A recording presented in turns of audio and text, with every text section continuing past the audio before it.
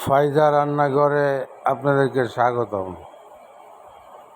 আজকে ফাইজা রান্নাঘরে আমি একটা রেসিপি নিয়ে আসছি। আপনারা দেখতেছেন আমি অনেক দিন পরে আবার এই যে ইলেকট্রিক চুলার মধ্যে পাকাইতেছি।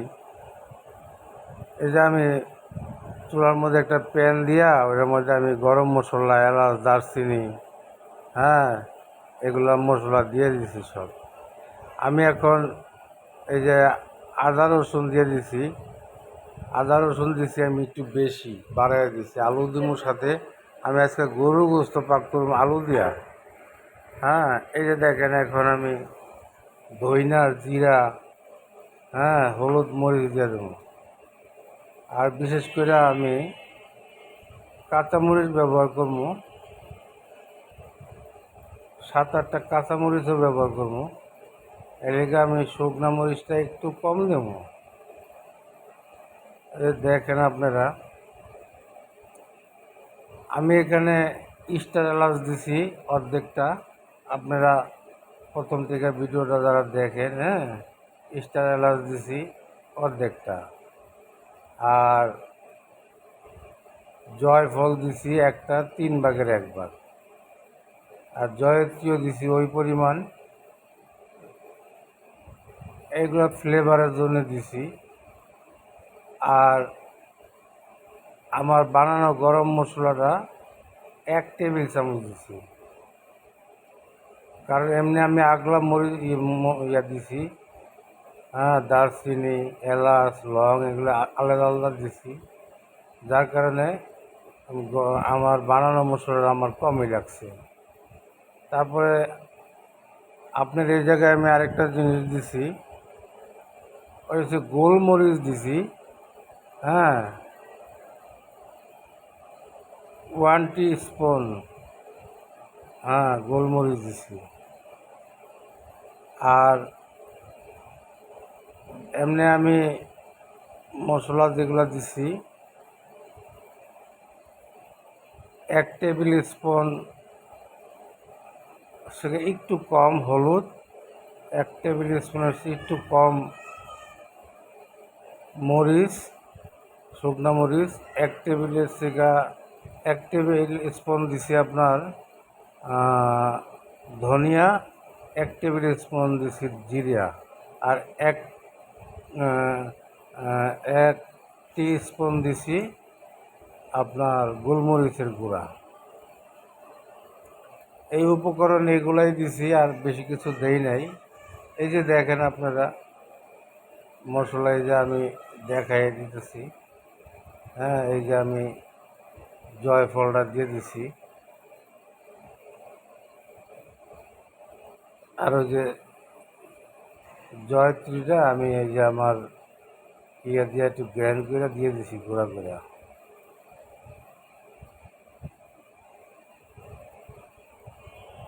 আমি 2-3 দিন তো আপনি রেসিপি দিছি, মানে রান্নাঘর থেকে। আজকে আবার আমার রুমে বসে বসে পাকাইতেছে, কোমরে একটু ব্যথা পাচ্ছে।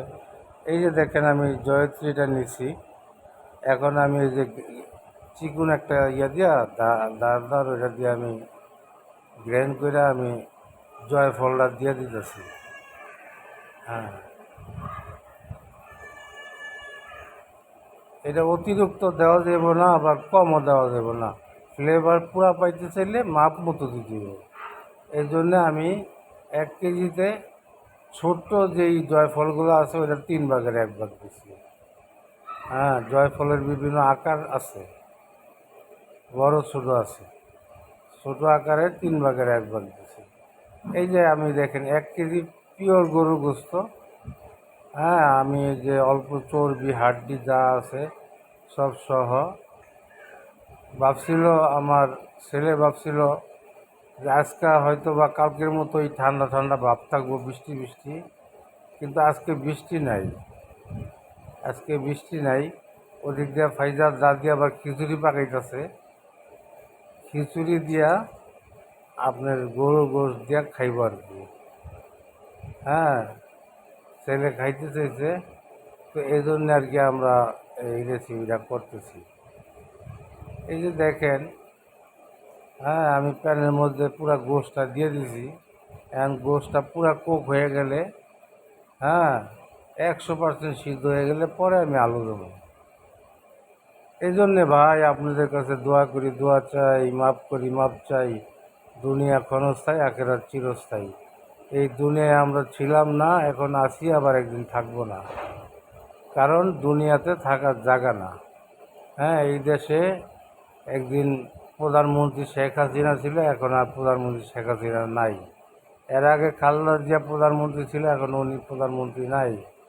হ্যাঁ, এর আগে বঙ্গবন্ধু ছিল, এর আগে, হ্যাঁ, পাকিস্তান আমল ছিল। সব আমল শেষ। এই আমল আল্লাহ পাক যোগে যোগে আমল পরিবর্তন করতেছে, কিন্তু আমাদেরকে একটা সিস্টেমের মধ্যে দুনিয়াতে পাঠাইছে যে তোমরা দুনিয়াতে ক্ষণস্থায়ী, আর তোমাদের জন্য ব্যবস্থা রাখছি আমি চিরস্থায়ী। আমরা যদি আল্লাহ পাকের হুকুম হুজুর পাক সাল্লাল্লাহু আলাইহি সাল্লামের তরিকা পুরা করে যাইতে পারি, আমাদের জন্য জান্নাতের ব্যবস্থা রাখছে। আর আমরা যদি বেদাত পথে যাই, উল্টা পাল্টা তরিকায় চলে যাই, আমাদের জন্য আযাব, শক্ত আযাব এবং কঠিন শাস্তির ব্যবস্থা রাখছে। এই জন্যে ভাই আল্লাহ পাকের হুকুম মানি, হুজুর পাক সাল্লাল্লাহু আলাইহি সাল্লামের তরিকায় চলি। এই যে দেখেন আমি চামচ দিয়ে, হ্যাঁ, দেখছি আমার গোস্তগুলো পুরোপুরি কুক হয়ে গেছে। আমি মাঝখানে পানি দিছি, গরম পানি। হ্যাঁ, গরম পানি দিছি ডেকসি দিয়া। ফাইজা দাদি গ্যাসের চুলার থেকে আমার গরম করে এনে দিছে। আমি পানিটা কাছিয়ে রাখছি, কারণ আলুও তো সিদ্ধ করতে হবে, এলাকা জল বাড়াই দিছি। আর খাইব তো খিচুড়ি দিয়া। হ্যাঁ, একটু হালকা হালকা জোল জলের মতো রাখার চেষ্টা করছি। হ্যাঁ, এই যে দেখেন আপনারা লাস্টের লোকটা কি আইছে। হ্যাঁ, এখন আমি কাঁচামরিচ দিয়ে দিতেছি, দেখেন আমি, হ্যাঁ, এই যে 7-8টা কাঁচামরিচ দিয়ে দিব আমি। এই কাঁচামরিচগুলা আমি একটু মানে ফাইরা দিছি, জায়গা জায়গা দিয়ে ফাইরা দিছি, যাতে পুরোপুরি ফ্লেভারটা যায় ভিতরে। আর অমনি শুকনা মরিচের জাল একটু কম দিছি, কারণ গোলমরিচের জাল আছে, কাঁচামরিচের জাল আছে। আবার ওইটা আবার 1 টি স্পুন দিছি। হ্যাঁ, যেটা আমরা 1 চা চামচ বলি, ওইটাই 1 টি স্পুন। হ্যাঁ, 1 টি স্পুন দিছি আপনার মরিচের গুঁড়া। আর এটা মানে ফ্লেভার আপনাদেরকে কী বলবো, এই যে নাকের কাছে খালি ঘ্রাণ আইতেছে। আশেপাশে মানুষ দৌড়ে আসছে যে একটা কিছু হইতেছে ঘটনা। আর আমি এই রুমে কিছু পাক করলে,